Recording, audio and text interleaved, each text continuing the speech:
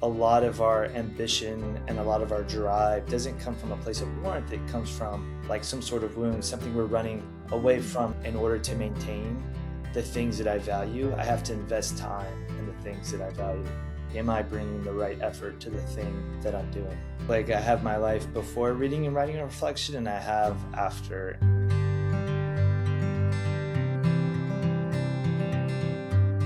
Welcome to the Future Walk podcast. I'm Sarah Draper, and I'm so glad you're here. And today I'm joined by Joe Byerly, founder of From the Green Notebook, a retired Army lieutenant colonel, a writer, a podcaster, and author of 2 books, My Green Notebook and The Leader's 90-Day Notebook. Now, the Future Walk helps you to step out of the external noise, those daily fires, those back-to-back meetings, those constant demands on you, to think clearly about what's most important.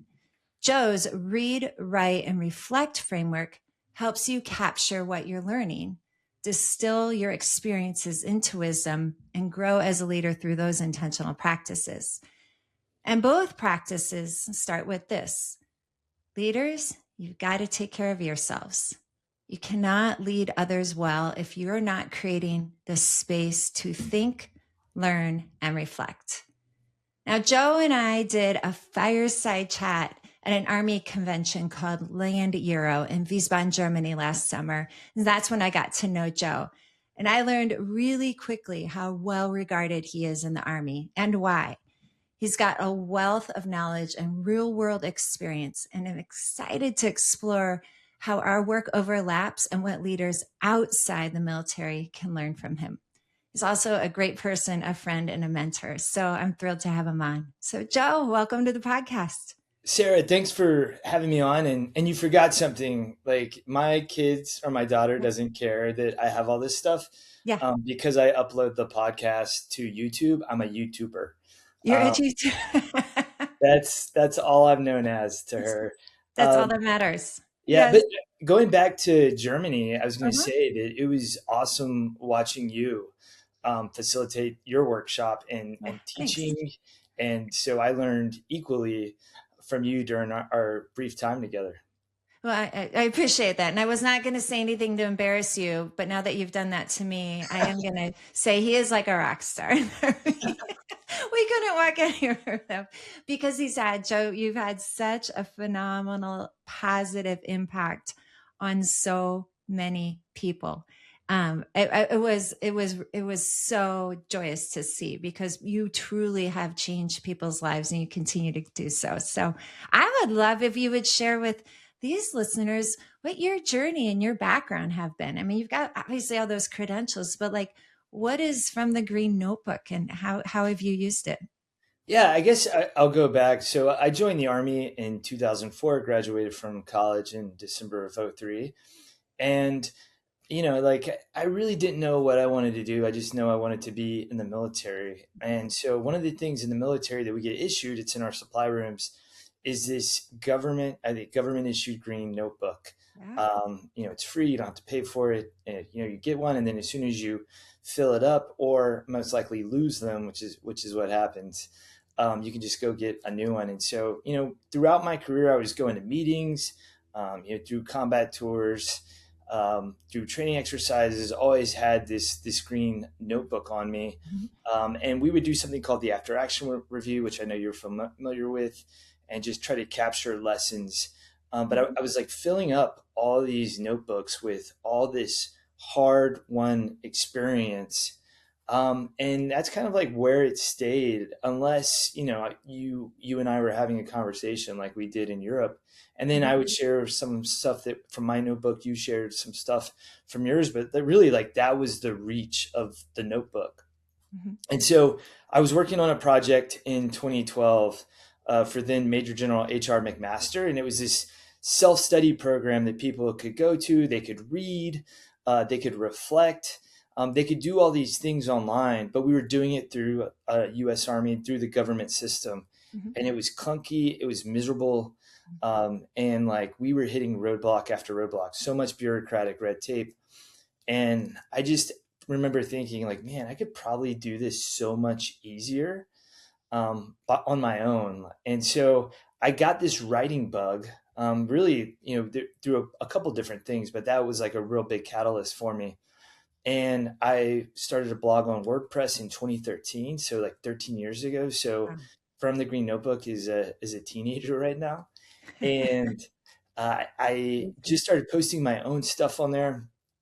And there was just leadership ideas, and I was like early 30s, so I knew better than everybody else. But it was just I thought my ideas was so great, I had to share them. And then I would have friends come up to me, and they would ask if they could post something on my website. I said sure. Then I started getting emails from people I didn't know asking if they could post on the website. Wow. And so then I was like, okay, I need help with this. And I started asking friends to volunteer to help me edit, help me post on social media. And so over the years, I think we have just over 1,000 articles. And I say we Holy cow. because From the Green Notebook has been this revolving team of volunteers since about 17. And we have over 1,000 articles, and I think like over 4 million views, like 3 million visitors to the website, something like that. So it's really cool that like this idea that I Mhm. had in 2013 has really become a professional development tool for so many people in the Army. And that was, I didn't know what I just felt compelled to do something and try something out. I didn't realize, one, I'd still be doing this 13 years later, but two, that I would really fall in love with writing and want to chase it full time once I retired. So yeah, I went through the ranks. I did all the jobs that you're supposed to do. And my last job, I was a commander in Europe. Retired in 24, and now I'm a writer researcher with Ryan Holiday in the Daily Stoic. I still do From the Green Notebook and do a lot of events with AUSA. Thank you so much for all that background and for, I mean, that reach you've had. Thinking of that millions, how many, 3, 4 million visitors Yeah, that you've so had. yeah. So what is it that you've like, not just touched, but really engaged with that was a gap that people were needing? What do you think it is that has caused so many people to really connect with your work? I think it was a couple of things. Like one, at the time when I started, we had journals that told people how to clear a trench, how to fight a tank, how to Right. shoot artillery, but there Hmm. was nothing on how to lead another human being. Hmm. Right. We didn't have like that type of stuff, and we didn't have a really good mechanism, a public mechanism for people to share those lessons. Like it's really interesting. Like over the years, that some of the stuff that people have shared. There was a guy who was passed over, several times and told he wasn't going to get promoted to the next rank, and so he talked about living and having to still continue to serve, knowing that he had no more upward mobility. There was a Hmm. woman who was investigated for toxic leadership, and kind of everybody turned their back on her. And she wrote about that. There's somebody who's wrestled with suicide.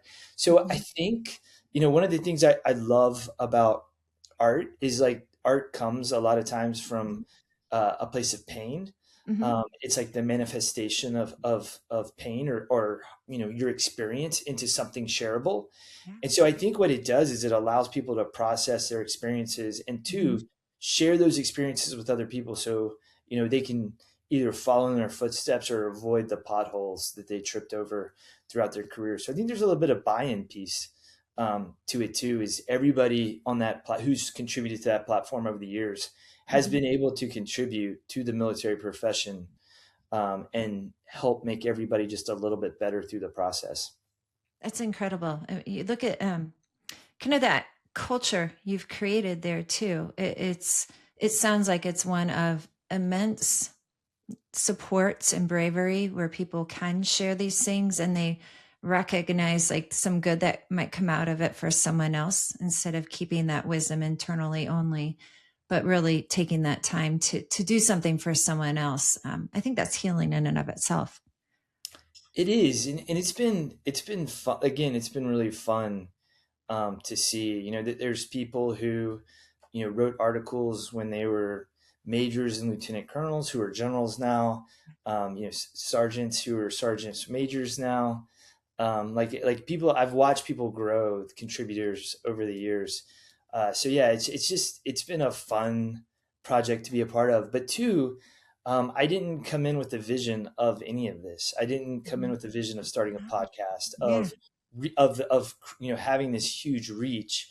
I just Mhm. fell in love with the work, and the guys, two of the guys I work with, Ryan Holiday and Billy Oppenheimer. Now they have this. They say it all the time: is the work is the win.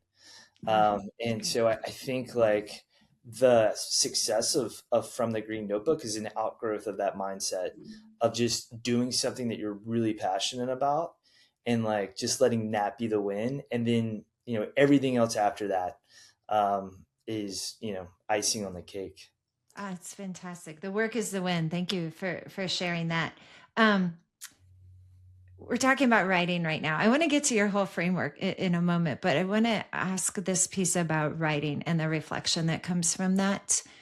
What is your practice for writing, and why? Like if you're a pen and paper, obviously green notebook, you're not doing it on your phone probably, but like why do you do it the way you do, and how do you, I guess probably a two-part question then is, the three-part, what is it, why do you do it that way, and then how do you recommend others approach this idea of writing for reflection?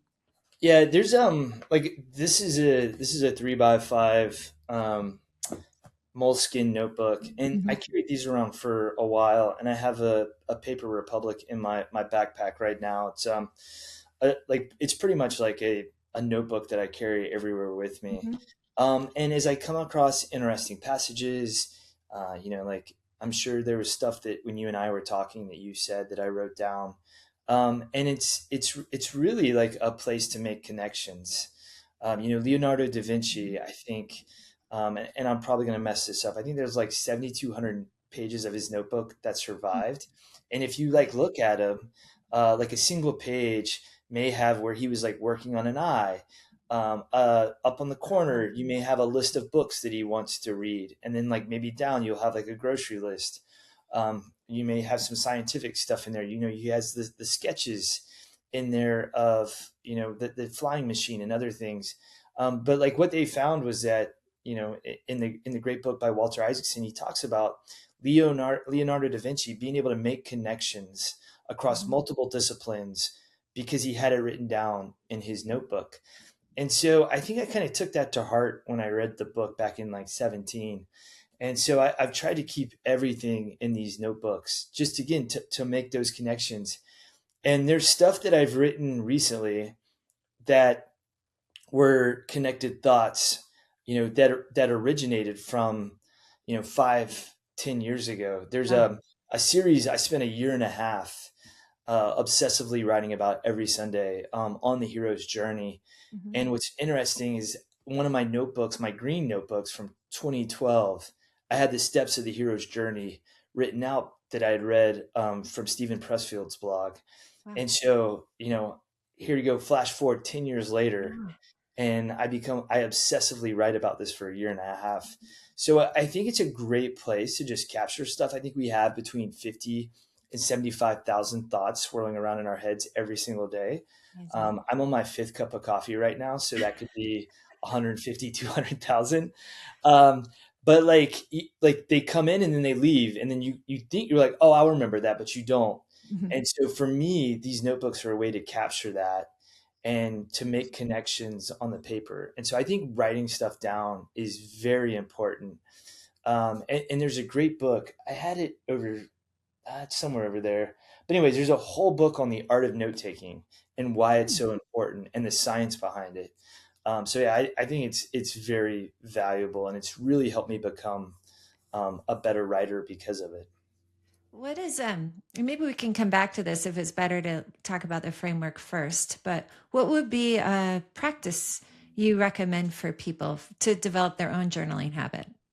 Yeah, so I think, so there's a thing called a commonplace notebook, Mhm. which goes all the way, back to like the 1600s, where people would write down passages, again sayings. That's kind of like I have one notebook that's a commonplace notebook. Well, I Mhm. have several now, but that's what I write the things that I was just talking about in. Then I have a journal, and that's probably like the most important thing I do every single day. And so I wake up, roughly the same time every single morning, I have a cup of coffee, which is alpha coffee. I'm very ritualistic, Sarah. I have a cup of coffee. It's alpha coffee. A lot of times I light a candle. Hmm.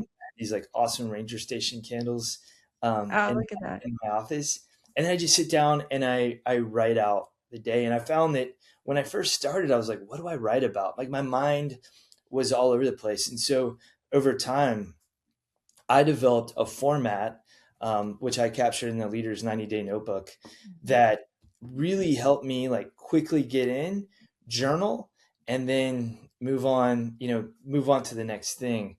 And so, I will track and write about things that I want to track and write about. So, it's always the date. It's how many steps I did the previous day because it helps making sure that I'm moving and I'm Mhm. active. Yeah. For example, like I like to have a drink every now and then. Sometimes that'll become a pattern. So I write down how many drinks I have so I can make Mhm. sure that I'm not doing like a 2 week streak or something every single day. I write down how much sleep I got the night before. So again, so I'm tracking my sleep so I can be very deliberate Mhm. about it. I write a summary of the day. And then there's a bunch of different categories. And I'll just highlight a few of those. Like one is key decisions I made that day. I read a book a couple of years ago, and the author talked about how we all think we're great decision makers, but like very rarely do we evaluate the decisions Mhm. that we make. Oh. Mhm. So he came up with this thing where he's like, write down a decision you make and what you think the result is going to be, and then come back to that 6 months later and review those decisions Mhm. and see if that's exactly what happened. I don't do that, but I do write down the decisions that I made that day. I'll write down things I'm struggling with. The other thing that I'm really bad about is celebrating the accomplishments I Mhm. do, the small wins every day. So I write down Mhm. the things I accomplish. And then I try to write down the things that I'm grateful for. Gratitude journaling is a Mhm. great practice to Mhm. help you have a more positive outlook on life. If you get in the habit of journaling things you're thankful for, I have found, and I think studies have shown, that you will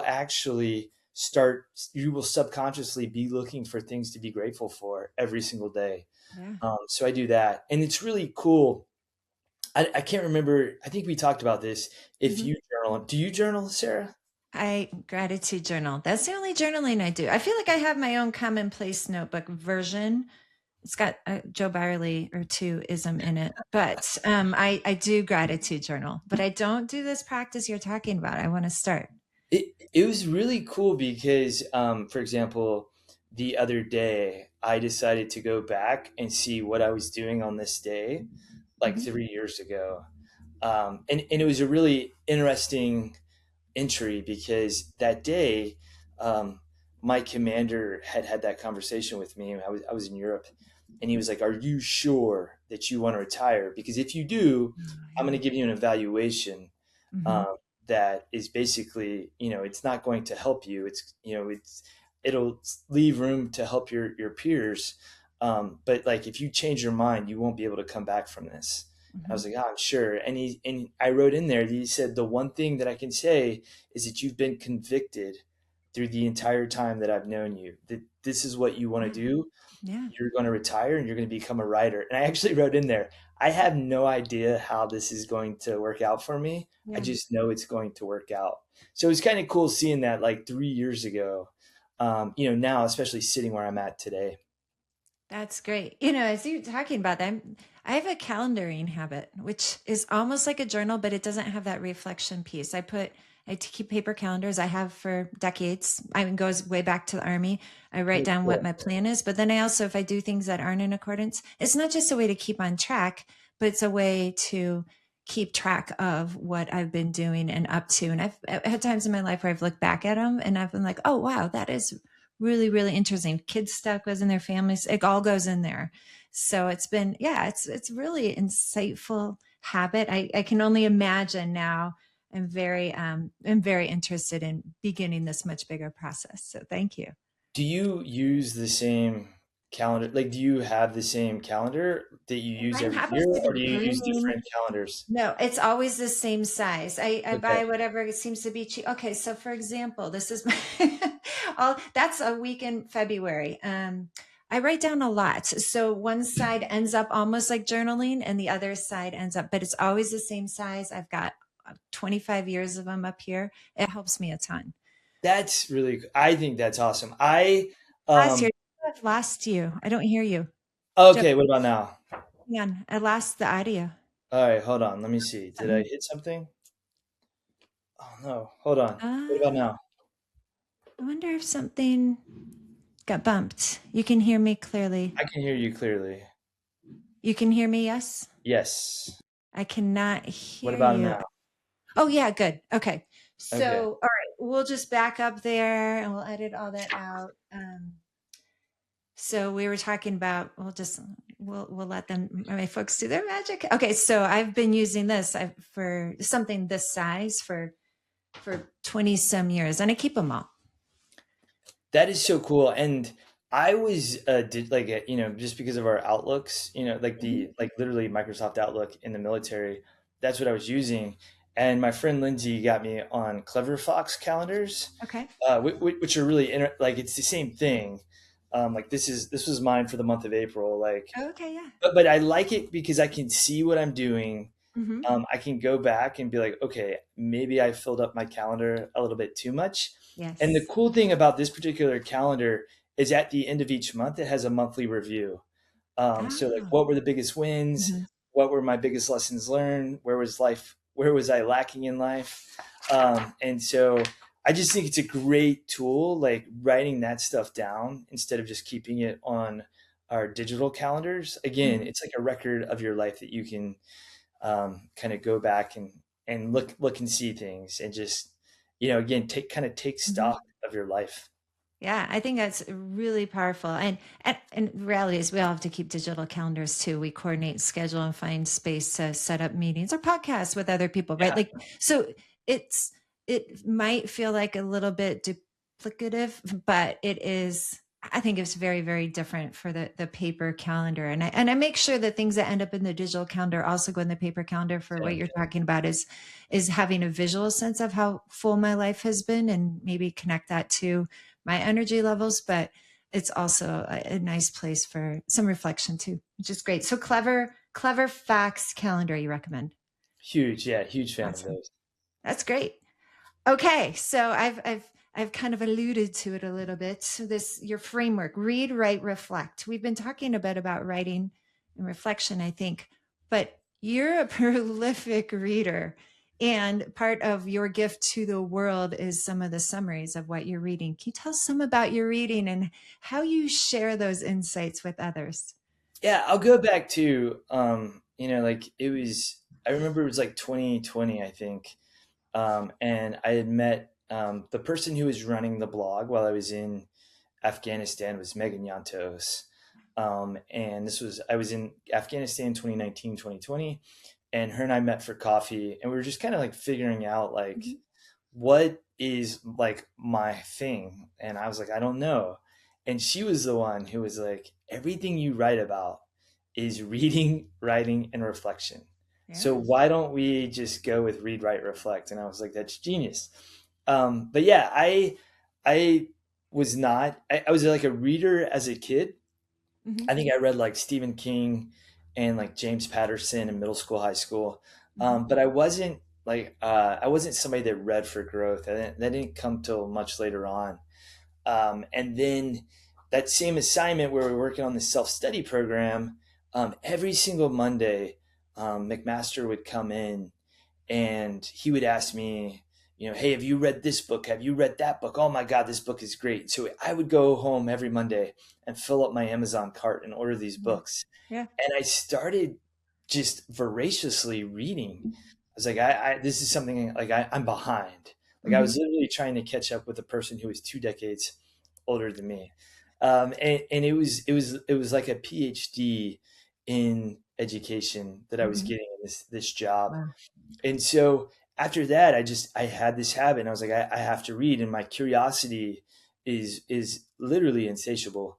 And so I filled up, I have books behind me, I have books behind the camera, I have books off to the side, and so that's part of my morning ritual. So I Hmm. journal, I put my journal away, And then I have Mhm. what I call my circle of reading. And there's a group of books that I read every single morning. They're like daily reflections. So, like for example, the Daily Laws by Robert Greene, the Daily Pressfield by Stephen Pressfield, the Mhm. Daily Stoic by Ryan Holiday, um, and I will read like a page, like the whatever the intention or reflection for each of those Mhm. days are, and then I have another stack of books right next to me, and I'll read Mhm. until I get until like my mind starts wandering, and Okay. then just put that book down and go to the next book and start reading. So, before this, I was reading a couple books a year, maybe Mhm. five, maybe six. Now this habit that I do, this rotation of books, has led me to read between like 40 and 50 every single Amazing. year. And so it's been a great just source of development, of learning, and yeah, just the curiosity thing. Mhm. I'll give you an example. So I read Great Gatsby for the first time a couple of months ago, Wow. and I was like, okay, like this was why didn't I read this when my Mhm. teachers assigned it to me back in the day? This was actually a really good book. Mhm. And then that led me to a book called Careless People, which was about the writing of The Great Gatsby, Mm. and kind of the murders and stuff like that that was happening behind the scenes. Then I jump over and I read Traversal by Maria Popova, and she's like one of my favorite writers of all time. She just has a very poetic cadence to her writing and style. And so I read her book, and part of her book is about Mary Shelley and Percy Shelley. And so then I'm like, okay, I need to read Frankenstein now. And so like I will read a book, and then it will lead me to Wow. all Wow. these other books. So now I'm reading the annotated Frankenstein. Wow. So yeah, and then Which started with the Great Gatsby. yeah, we started with Great Gatsby, and what's really cool about it too, Yeah. Sarah, is that if I talk to people because I read, Mhm. um, people are constantly recommending books. Mhm. So like, there's a book I'm reading right now called The Science of Storytelling, and Mm. I have no idea who recommended it. I just know it was on my Amazon wish list because that's usually what happens. I'll be in a conversation, somebody will make a book Yeah. recommendation, I'll immediately add it, and then come back to it later. So I just it's been a hobby, and now it's literally my job, and it's been amazing. So I love this. So you've got this morning ritual, right? You journal, you read your circle of books. You will do one until your mind starts wandering. You'll move to the next. Like, what is this? How long does this take in a minute? Where I'm getting going with this is for those, myself included, who are like, oh, my mornings are so busy. I don't have time for this. Like, you fit this in, and it's just benefited so much. You've benefited, and you've been able to benefit others with this kind of wisdom and all that. So like you've made it work, and it's paid off probably way more exponentially than what you've thought at the beginning. So how do you make it work, and what does that really look like in practice? Yeah, and I'll back up a little bit. So, for 15 years in the Army, I would wake up every single morning. I would like groggily roll out of bed. Yeah. I would shave, brush my teeth, get some coffee, throw on my physical fitness uniform, and then like roll out, like literally like run out the door. Mm-hmm. And then when I get to the office, it was like, boom, check On. your emails. It was like the Mm-hmm. day began. Mm-hmm. And I don't know, like I always felt unsettled, just Yeah. into the day, or just didn't feel like I was anchored. And so one day, I think I just got up early and started reading. Oh, actually, I know what it was. I was in Afghanistan, and Oh. they moved me and two other people into this like small closet, Mm-hmm. and like I liked quiet, and so I would get Mm-hmm. there about 30, 40 minutes before everybody else did, and just read like my own stuff before reading the emails of the day. Mm-hmm. And I was like, that is so peaceful. And so when I came home, I started doing that Mm-hmm. every morning. And I found that like no matter how stressful my job was, Mm-hmm. um, no matter what was going on, if I could get just 15 minutes And when I was in command, that's all I could get. And I was Mhm. actually waking up earlier just to squeeze 15 minutes in because I needed that time to Mhm. anchor myself before starting the day. So I think Mhm. like as little as like 15, 20 minutes, and that's 10, 15 minutes of journaling and maybe 5, 10 minutes of reading, That's great. depending on how long it takes you.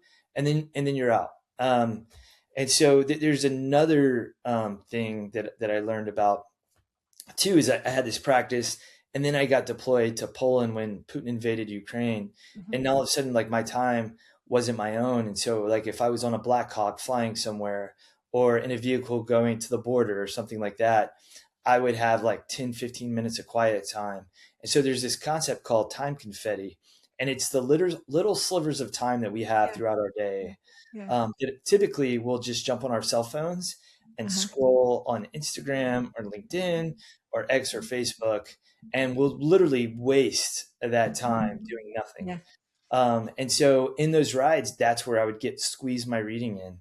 And I think like I was there for like 2 months or something and finished like 4 or 5 books, like I was still doing the thing that I had done. So now that I don't have a 70-hour work week. It's crazy, Sarah. Like I wake up earlier than I did when I was in the military now, so I can get like Yeah. 2 hours of quiet time It's great. before the house Wow. starts waking up. And I love it. Yeah. Wow. Thank you for sharing all that. And the tip of time confetti. I have to laugh because at West Point, it was like scraps of time. And Yeah. then, they taught us how to make use of all of those things. Now, of course, I overdid that, which Yeah. is going to lead into the sustainability thing that's coming next. But it's really, I mean, it's really important, I think, for all of us to recognize like, there is time there during the days. You might not have a big chunk. Maybe you can consolidate and make a chunk if that's how your brain works. But if your life doesn't work that way, you still have some time that you can do something to better yourself in these scraps of time or confetti pieces of, I love that. Yeah. That's just this confetti pieces of time. Yeah. So, okay. So how, you you've performed at the highest levels and you continue to do so. So thanks for laying all that out for us now that you find a couple hours some mornings or every morning to be able to do this. You're still performing at the highest levels in a different way. How have you sustained your health, your well-being, your relationships, your just kind of your sense of purpose, all of it? How have you been able to do that over time? I don't imagine it's been easy, and I suspect that like most of us, right, you've probably gotten off track in some areas over time and found a way back. But what has that looked like for you, and then what Yeah. does it look like for you now? Hmm. Yeah, I'll start with physical. So, Yeah. that even that's like been interesting. Like my knees were hurting Hmm. and I was like, I can't run anymore. And I used to love running, and I was like, I can't run anymore. So Hmm. I was walking everywhere. Like I would get up, and that's the other thing is like once I finished all those things, I would go on like anywhere from a 20 to 40-minute walk in the mornings. Nice. Now that I've retired, and I don't have mandatory physical Hmm. training every single day. So I started walking. I was like, I can't do this anymore. And a friend got me, shared, I think it was like 2 months free of the Peloton app with me. Ah. And I started doing yoga on it. And Hmm. all of a sudden, and then they like pushed me to run, and I was like, oh my gosh, like I'm running and I don't have the Yeah. pain anymore. Love it. And then I ended up purchasing a bike about 2 months ago, and I love that. So it's like what I do for fitness has changed a lot Hmm. from what I used to do. Yeah. But it's still doing something and it's still moving. And I would argue that like my last 2 years, like my body was breaking down. I Hmm. wasn't in the best shape because the cortisol levels were high. Like my body was just, it was just in a bad place. And now I'm probably healthier now than I was at the very end of my military career. Just again, finding different ways Hmm. to move. The other thing, and my the person I co-authored My Green Notebook with Cassie Crosby has been really influential with me on is, determining your values and then constantly reassessing those. And, I think a lot of people experience this, like when you're in careers that are very, there's a lot of upward mobility, there's a lot of moves where you're moving cities constantly. Mhm. Relationships become very hard to maintain. As a matter of fact, Mhm. my relationships in the military for years were just based on where I was stationed. So, Mhm. I would have really good friends for a year, 2 years, and I Mhm. would move and I would never talk to them again. Mhm. Just it just wasn't something that I was investing in. And I realized doing a values exercise towards the end of my career, I realized, oh my gosh, like relationships are very important to me. And it's something that I want to pour into. I haven't, my values have changed. It's no longer, I value ambition or mobility. It's like I value relationship. And so now Yeah. I do prioritize those things. So, if I have a cousin who's having a birthday and invites me to fly across country for the weekend to go spend it, like I will do that now. Tomorrow, I'm getting on the road. I'm going to one of the guys I commanded with. I'm going to his promotion ceremony up in Washington, D.C. The next day, I'm going to a retirement ceremony for somebody else. And then the next day, I'm going to a change of command. And so I think that like now in this stage where I do have a lot more freedom, Mhm. whereas I would have never done this before, like I'm really prioritizing the relationships in my life and making sure that I'm investing in those. And then same thing, with family, like I'm around my kids a lot more now. So like, am I making the most of that? Are we, being deliberate with our vacations? Are we, taking vacations? So yeah, I'm a lot more deliberate, I think, than when I was younger, and recognizing that in order to maintain the things that I value, I have to invest time in the things that I value. Thank you. Right. So you've kind of, I feel like you've earned that. So first of all, thank you for your decades of service. I sincerely appreciate it because well, we all need to appreciate what it takes for someone to have a career of service like you've had, um, and so I feel like you've earned this opportunity now, and I love that you use the word freedom, talking about freedom with your schedule, freedom to be there for what is has risen up as being of maybe higher value than you had time for before, but now these relationships, recognizing that's of a much higher value, and now you've got the freedom to be able to invest in those and to be with people. I think that's pretty amazing, so thank you for sharing all that. And also your adjustment over time, right? With the fitness side, I often think like the we notice physical changes as we age, often, from cumulative impact or what else, or life in general. We notice those more than we do, or we notice those before we notice other changes in ourselves.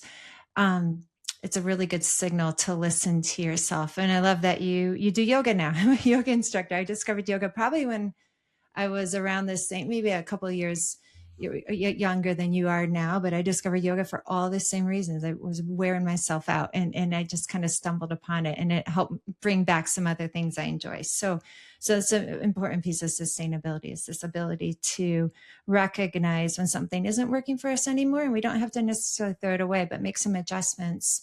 But all the while going back to reassessing values, as your friend has said, determining and reassessing values, and making sure what you're doing on a regular basis stays aligned with those. Yeah, it's so important. And there's Brooke Taylor. She had a book come out last month called The Success Wound, and I love this. She talks about how a lot of our ambition and a lot of our drive doesn't come from a place of warmth. It comes from like some sort of wound, something we're running away Mm. from, not running towards. And she also talks about the importance of sitting down, taking the time to figure out what it is you value, and then Mhm. align your actions to that. And I'm pretty sure it's her term, but she calls it aligned ambition. Mm. Um, and Okay. I love that. So I'm still ambitious. It's just now my ambitions a lot more aligned to the Yeah. things I Your value. values.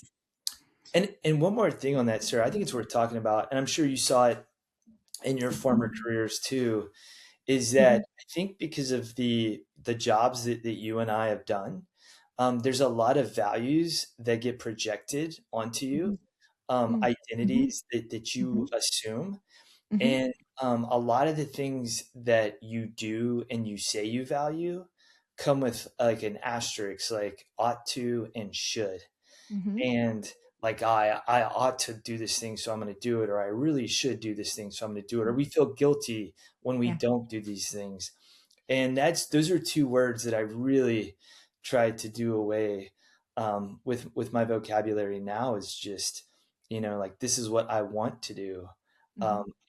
instead of this is what I should do. I don't know if you've kind of found the same thing as you've retired and moved on to your third career now. Right. Yeah, oh, yeah, certainly. There's and I'm laughing because I am quite certain I said I should do this morning journey journaling ritual. You too There probably you said go. that. I should have rephrased that because I hear you loud and clear. I want to. I want to try. I believe that. I believe in it, and I want to. But yes, the shoulds or ought tos. That is, I think, in some ways how we were raised. It's a uniform you wear, and it's part of a collective. It's part of a culture, and it's how big organizations accomplish big missions. Um, so when you do have that, as you said before, freedom to choose what is most important to you and align with those values, it's really it's a gift, and it sounds like one that has not gone unappreciated for you. You really take, you invest in that. No, yeah, So 100% now. love it. Love it. Okay. Well, I was just one kind of big final question for you is you've interviewed some top people in all sorts of professions. I mean, from military to athletes to authors to musicians. Like you get to talk to some really remarkable people who have invested in a specific craft or skill, and many of them are leaders. Would love to hear kind of what's something that right now is coming up in some of your different conversations with people, like what's on their mind, when you is it largely like values like we were talking about, is it something else, it's what's one of the leadership lessons or leadership questions you're hearing a lot about right now? I guess it's more of a lesson that I've Mhm. really been thinking about a lot, and it came from a recent interview I did with Sam Yo. He's a like probably one of the most recognizable Peloton instructors. Ah, And when Sam was in his early 20s, he was a rising star on West End, which, for those not familiar with that, mhm, it's London's version of Broadway, mhm, and just wasn't feeling fulfilled. And so he decides that he's going to join a Buddhist monastery in Thailand. So at 24, leaves, becomes a monk, and he lives in this monastery for almost a year. And he tells this story of how like the crematorium, like he was responsible for sweeping that and cleaning it, and he was oh, like, nobody goes in here, nobody cares. hmm, mhm, And then one day the head monk basically gives this lecture and it's like, hey, like everything you do, um, you can't control the outcome. All you can control is your effort. So you need to apply the right effort to these things. And so that lesson really stuck with Sam. And so now, like he's using a toothbrush to clean the teeth of the Naga dragons and all that stuff. So he's applying right effort to whatever he does. So flash forward, Sam leaves the monastery. He's an instructor at a spin class on a Friday morning at 6 a.m. and only 4 or 5 people show up. mhm, And Sam is in there, brings the right effort, and he's treating that class like there are 60 people, every bike is filled. What he didn't know is one of those 4 or 5 people was a producer from Peloton, ah, and ended up seeing Sam, seeing the energy he brought, and came to him afterwards and said, hey, you taught that class like it was a full class, and we would like you to come audition to be a Peloton instructor. And that completely changed the trajectory of Sam's life. So now, like, I think about that a lot now, like where, like if those days where I don't feel like, um, bringing my best game or whatever, or I'm like, like no one's going to read this piece that I'm writing this week. I think about that idea of right effort, like, am I showing up, putting my best foot forward? Am I doing the preparation? Am I putting in the work? Because like that's what this particular moment demands of me. So that's something I wrote about it last week, because it was funny. Like even as I didn't even want to write that post, Mm-hmm. and I was like, I'll just kind of cut corners on it, and then I was like, wait, that is so, like ironic. Not you to Yeah, begin with. yeah. And so anyway, so like I ended up and it actually like people have reached out since then and said like that was the thing they needed to read. And so yeah, I think that that's something that's like kind of sticking with me right now is like, am I bringing the right effort to the thing that I'm doing? So thank you. I suspect you've had to distill down the things you bring effort to, because to bring that level of intentionality and effort to this massive universe isn't really possible to do everything well for the long term, right? Going back to sustainability. So you've had to distill things down over time to make sure the things you're committed to are the things that are you're able to bring that right effort to. And that's the challenge right now, Sarah, Yeah. is I think that like right now at least like everything looks awesome. Yeah. Um, and so I'm more apt to say yes to things Okay. Yeah. um, that I Yeah. don't necessarily have the time for, and end up like almost like like breaking myself to do that right effort. So that is definitely one thing right now that I am trying to work on Yeah. is to continue, like you said, to whittle things down so much so that I'm only applying right effort to the right things. And, sometimes like everything feels right.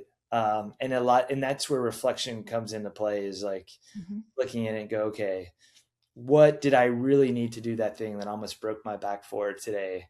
And should I, be able to say no to it in the future? So that is something I'm currently working on, just through journaling and through like, being able to look at my calendar and see how quickly it's filling up. Yeah, I've heard it. Well, thank you for honestly sharing the answer. I've heard it. And some people talk about like a reverse bucket list, the things once you hit a certain age you can begin to let go of. But you're in a fun stage, right? You're retired, not Yeah. even 2 years, barely a year and a half, not even 2 years, and you're retired, and you've got so much goodness happening for you and through you. It's easy to say yes to a lot. Yeah. Yeah. I mean, it's like I'm learning. I'm learning. Yeah, So we we'll all see. are. We can have this conversation next year and be very different. So we'll see. May I, share what works for me in Yeah. this Please front? do. We're on the Future Walk podcast. I make my daily practice is like I'll do a morning future walk just for that day. Like, how am I going to be today? What's most important? What's my top three? But then regularly, I do these longer walks, and sometimes they're with my husband or a friend. Um, really intentionally, not just chit chatty, right? Like yesterday, my husband and I went on a walk at lunch just because we both wanted to get out of the house and we chit chatted. That was a nice walk. That was not a future walk. Like really thinking forward to how I want to be, what's most important. Sometimes, what can I let go of? And that's a harder thing. Where I get clarity is when I identify what is most important. If something hasn't kind of hit that top list, at least for the next, say, 90 days for me, then I know that's something that I can make a back seat, yeah, put on a back burner a little bit. Maybe it'll be more important down the road, but for now, so I can really invest myself into those things. I get that when I intentionally walk, doing the future walk things. So that's a helpful thing for me to do. So How long are those like because again, like you're yeah. talking daily, you're talking Yeah. like, Daily is like a 10 minute, okay. 10 to 15 minutes. Your brain is still very tactical, just like in the moment, what's happening, executive functions are all online. It's not until 20 plus minutes for me, just the way my brain works. Some people probably as soon as 15 minutes, but 20 to 30 minutes, that all that executive control starts quieting a little, and more of that default mode network starts rising up, and my mind starts to wander a little bit in a good way. Like I seed something. So I seed, for example, we're going to be starting a series of future walks, community future walks with a colleague.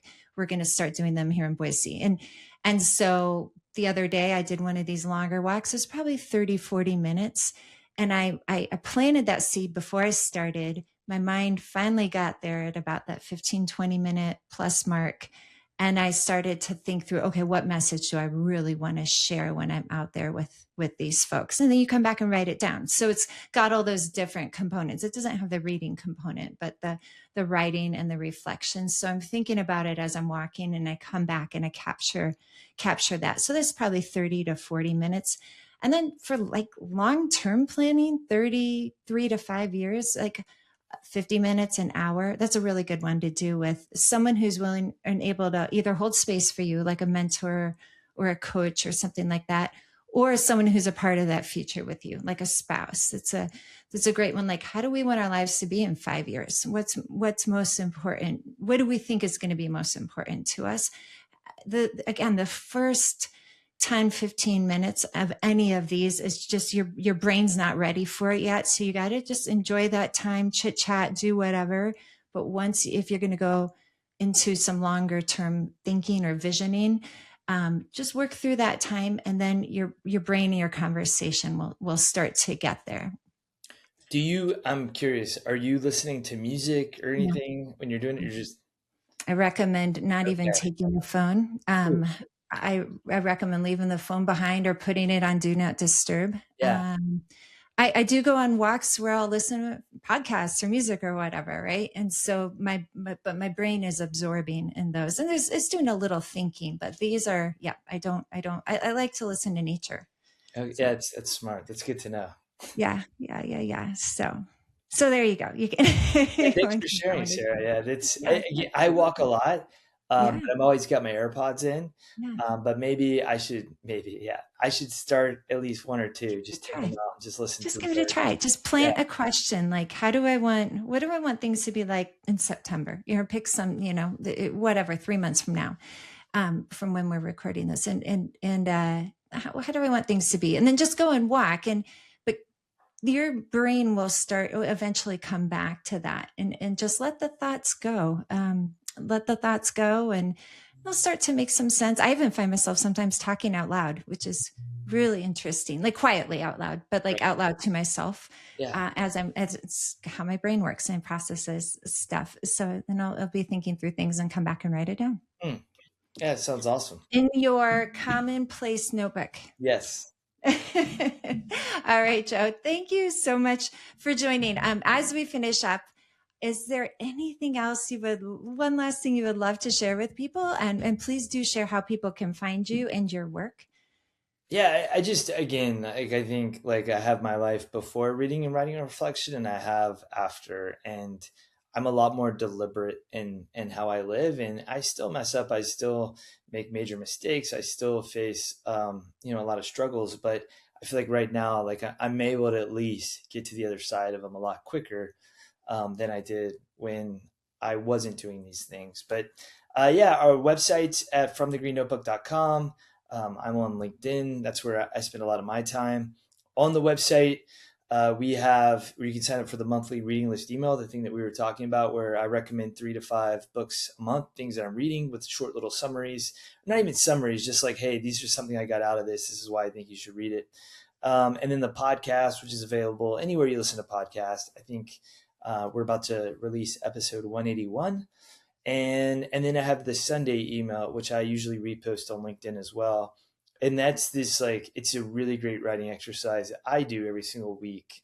And it's usually something that I am pondering or wrestling with that week. And it's just a very short, maybe 500-600 word essay on something. So speaking of, I have to figure out what I'm going to write about this week. Oh, yeah. And future work. Just Yeah, kidding. yeah, There you go.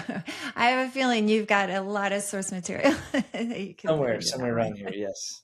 Somewhere around you. Well, thank you again, Joe, so much for what you do, for being here with us today and sharing all of this. And to listeners, please do, as Joe suggested, look into all of that. Subscribe, read, listen. He shares so freely what he's learning and about his growth and things that I know benefit all of us. So again, Joe, I can't tell you how much I appreciate you being on here today, and thank you. And for everyone who's listening, please do subscribe or follow rather this podcast so you can make sure you catch our future episodes. And I would love to hear from you, especially a comment about maybe what most resonated with you from our conversation with Joe today. I've got a bunch of notes here on my paper that I will be transferring to a notebook. Probably need to make a category about all the gems that I've gotten from him since I met him last summer. But I encourage you to do the same and share with others, because as he pointed out, that's how we learn. That's how we learn, from sharing with one another, and that's how we support each other. So thank you all again. And this week, try one of these practices that he's shared for us. Maybe a little bit about the morning ritual, maybe some of the journaling, maybe some of the reading strategy, and then take that time to reflect. And as you do that, you will begin to see what becomes clear. So thanks for joining us on the Future Walk podcast. And this week again, take that time, read, write, reflect, see the wisdom that emerges. And until next time, enjoy your walk.